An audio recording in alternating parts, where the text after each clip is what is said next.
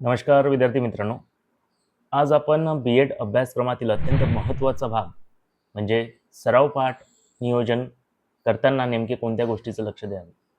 सराव पाठ करताना महत्त्वाचे म्हणजे हरबाटची पंचपदी, 5 स्टेप ऑफ हरबाट.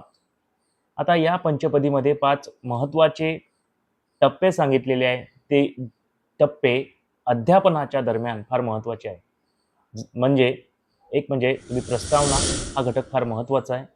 विषयाकडे नेण्यासाठी अतिशय महत्त्वाचा आणि पहिला टप्पा म्हणजे प्रस्तावना. यामध्ये विद्यार्थ्यांचे पूर्वज्ञान जागृत करणे हे महत्त्वाचं उद्देश या घटकाचा असतो.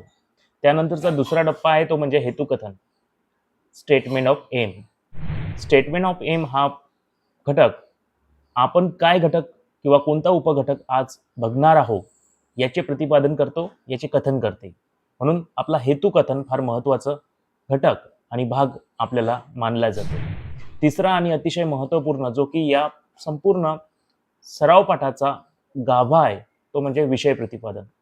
यामध्ये अध्यापन मुद्दे, वर्ग अध्यापनाची उद्दिष्टे, शिक्षकांची कृती, विद्यार्थ्यांची कृती, शैक्षणिक साहित्याचा वापर आणि फलक कार्य या घटकांचा फार महत्त्वाचा समावेश या घटकामध्ये केलेला जातो, या भागामध्ये केला जातो, या टप्प्यामध्ये केला जातो. हा फार महत्त्वपूर्ण घटक आहे. यामध्ये शिक्षकाचे अध्यापन कौशल्य आणि त्याने कशा पद्धतीने विद्यार्थ्यांवर परिणाम निर्माण केलेले आहे त्याची कृती, विद्यार्थी कृती हे या ठिकाणी शिक्षक विद्यार्थी संवाद आणि यांची आंतरक्रिया या ठिकाणी बघितली जाते. हा सुद्धा महत्त्वाचा घटक आहे. वर्ग अध्यापनाच्या उद्दिष्टासोबत शिक्षक कृती आणि विद्यार्थी कृती हे 3 महत्त्वाचे भाग विषय प्रतिपादनामध्ये मानले जाते. आणि चौथा तो म्हणजे पुनरावलोकन, रिकॅपिच्युलेशन. शिकवलेले घटक पुन्हा सांगणे, मुद्दे उपमुद्दे परत सांगणे, रिकॉल करणे, रिवाईज करणे.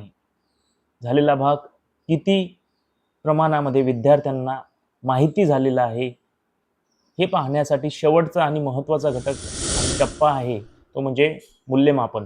मूल्यमापनामध्ये आपल्याला वस्तुनिष्ठ प्रश्नाचा समावेश केलं आणि त्या माध्यमातून त्यांना ते किती शिकवलेला भाग किती प्राप्त झाला किंवा माहिती झाला याची माहिती या टप्प्यामध्ये प्राप्त होते.